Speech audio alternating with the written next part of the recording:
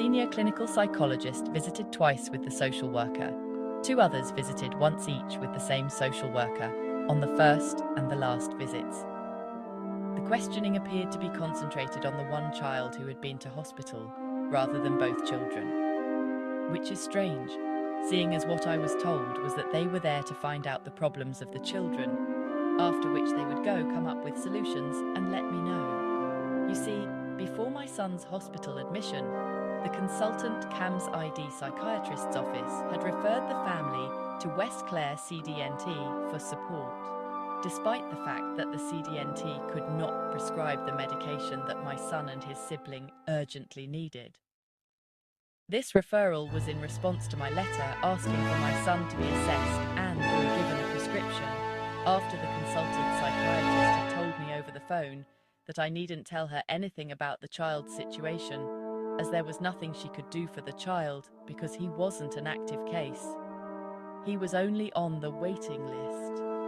On 28th of July 2025, the day of the 4th visit, the social worker told me that the visits were ending on that day and that they would only come back if I wanted them to. It would be her and another CDNT employee, not the senior clinical psychologist whose second and last visit was on 14th July 2025. I was handed a support letter dated 15th July 2025 for an application to have access to the Sensory Toys and Resources section of Clare Libraries. I was also told there was a joint home visit appointment.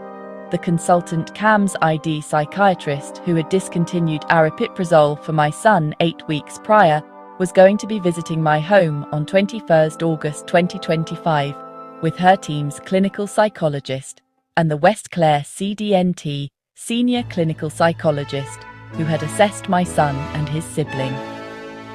This joint appointment was unexpected, obviously given quite recent history.